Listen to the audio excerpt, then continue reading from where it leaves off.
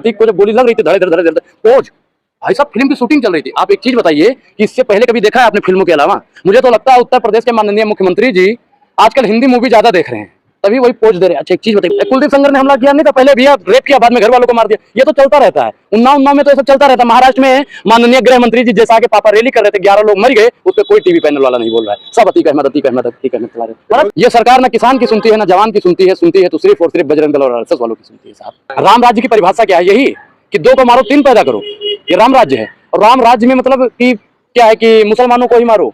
राम राज्य में क्या है कि न्याय को मत मानो, संविधान की धज्जियां उड़ा दो। क्या बजरंग दल वाले संगठन पे बैन लगना चाहिए नहीं लगना चाहिए? हैं? आरएसएस का आतंकवादी निकलता है तो बजरंग दल का भी आतंकवादी ही निकलेगा। भैया हम उस वाले पुलिस अफसर को मान रहे जो मुंह से ठाए ठाए ठाए ठाए कर रहा था, बोला डरा तो रहा था। वहां पे जितने पुलिसकर्मी खड़े थे भैया निकालना चाहिए बगल से पिस्टल और सीधा तान देना चाहिए, लेकिन नहीं। 7 लाख जिनके घर पे महाराज छत नहीं है उनके पास 7 लाख का असलाह कहां से आया, ये बात पूछता है भारत।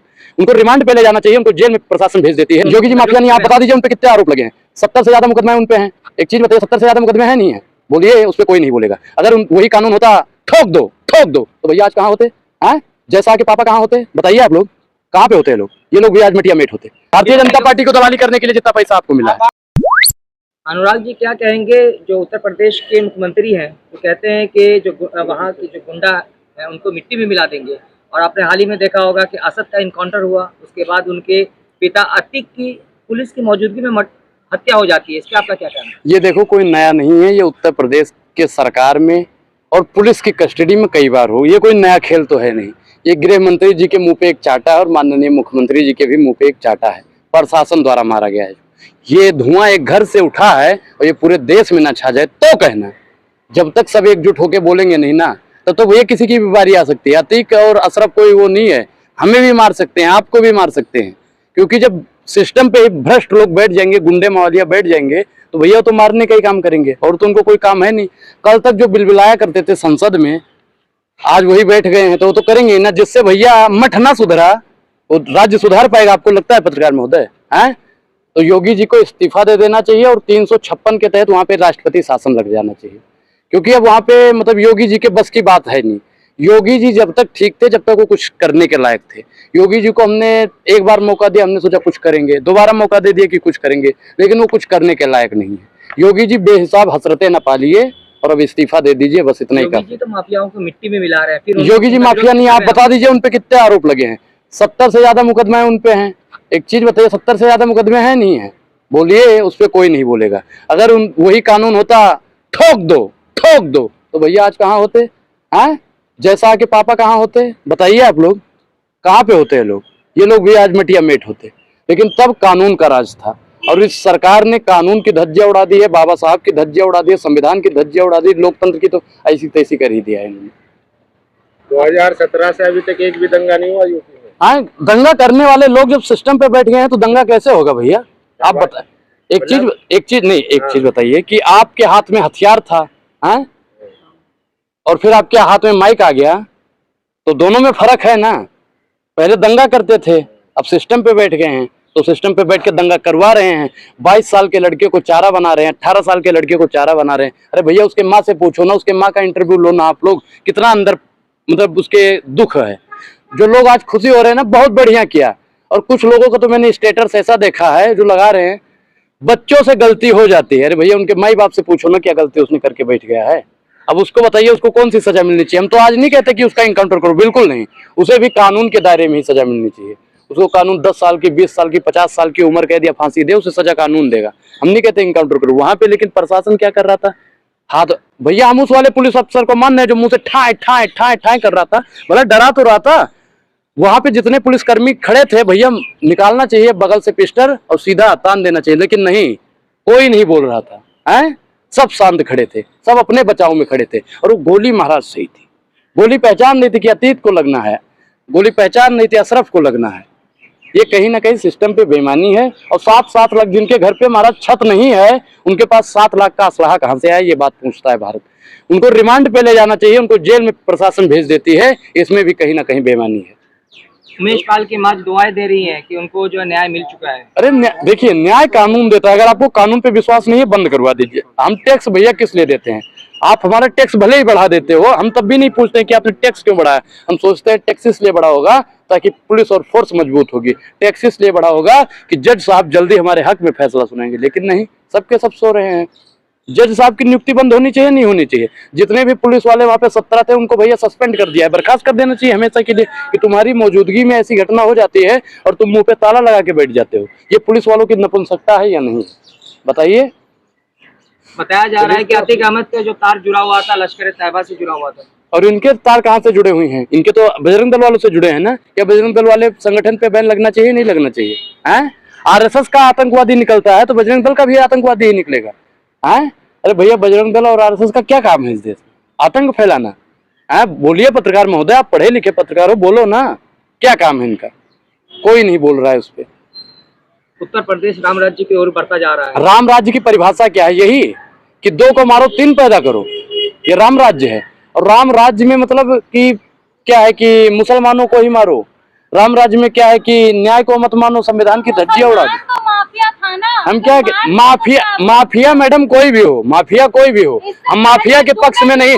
हम क्या करें अरे बात देखो, आधी बात ही सुने, पूरी बात हमें बोलने दीजिए।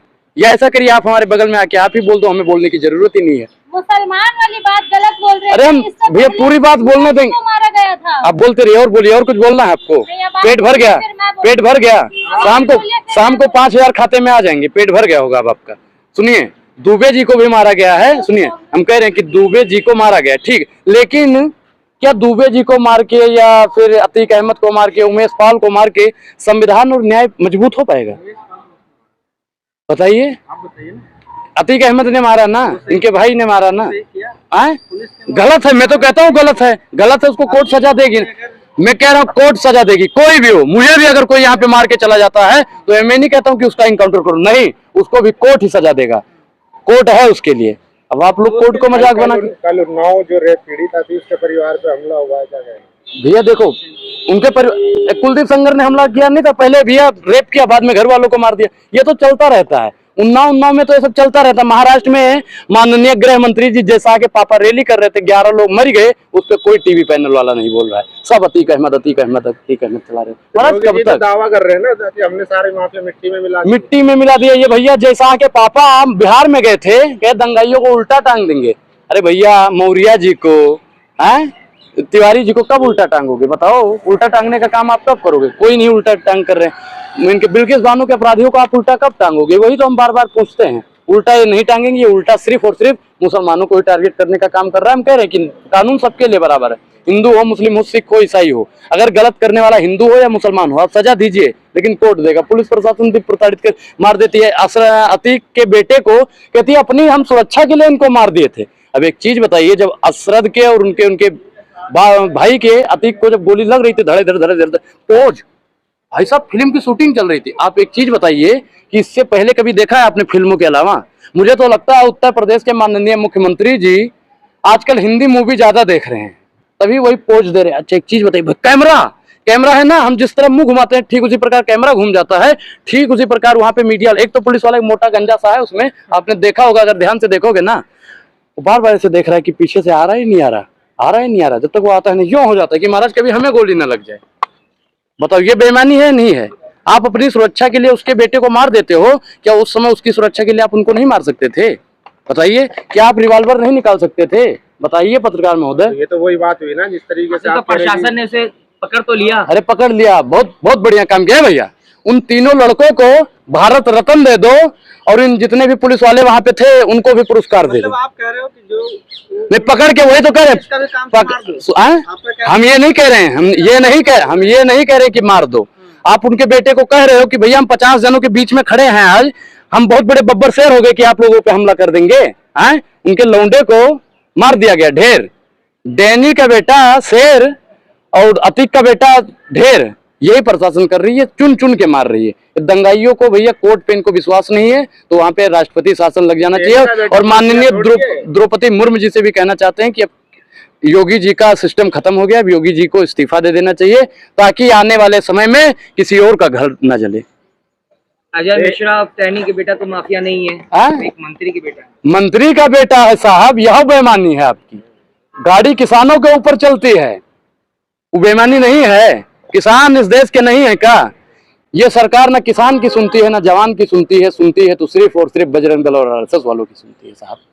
नहीं तो अभी तो आरोपी है ना, जांच पूरी थोड़ी हुई है। जांच कौन करेगा भैया? हम कह रहे हैं जांच एजेंसियां दीजिए ना मुझे 1 घंटे के लिए। भारतीय जनता पार्टी के सभी नेता जेल में होंगे, पत्रकार महोदय, सभी नेता 1 घंटे के लिए मांग रहा हूं। मैं नहीं कह रहा 1 साल के लिए दे दो, और ना मैं कह रहा हूं किसी राजनेता को दे दो, मैं कह रहा हूं सिर्फ हमें दो, अनुराग को दो। 1 घंटे के अंदर सारे जेल में माफिया होंगे, और सबसे ज्यादा माफिया बैठे हैं तो भारतीय जनता पार्टी में बैठे हैं। भारतीय जनता पार्टी का खिलाफ करने के लिए आपको कितना पैसा मिला है? भारतीय जनता पार्टी को दलाली करने के लिए जितना पैसा आपको मिला है। बार-बार पत्रकारों से यही बात बोलते हैं हमें आपके अकाउंट में पैसे आ जाएंगे। आप आज बता दो खुल करके कितने पैसे आपके सामने। भैया मैं क्या कह रहा हूँ कि मैं जनता के सवाल उठाता हूँ, मैं अपने सवाल उठाता हूँ। मुझे ये अधिकार संविधान ने दिया है, और संविधान ने आपको भी उतना ही अधिकार दिया है, लेकिन आप लोग संविधान का दुरुपयोग कर रहे हो। सुनिए, एक तरफा कौन सा वोट दिया मोदी जी को और सवाल पूछेंगे कांग्रेस से, वोट दिया मोदी जी को सवाल पूछेंगे ममता बनर्जी से। भैया हमने वोट दिया है तो अभी तो सरकार से सवाल पूछेंगे। अगर आपको दिक्कत लग रही है तो मोदी जी से बोल दो इस्तीफा दे दे। समय तो ऐसा ही पूरा हो गया ना उनका, इस्तीफा दिलवा दो उनसे, सवाल नहीं पूछेंगे। और कोई भी सिस्टम पे बैठेगा अगर ऐसा भ्रष्ट काम करेगा तो अनुराग सवाल पूछने का काम करता था, करता है, करता रहेगा।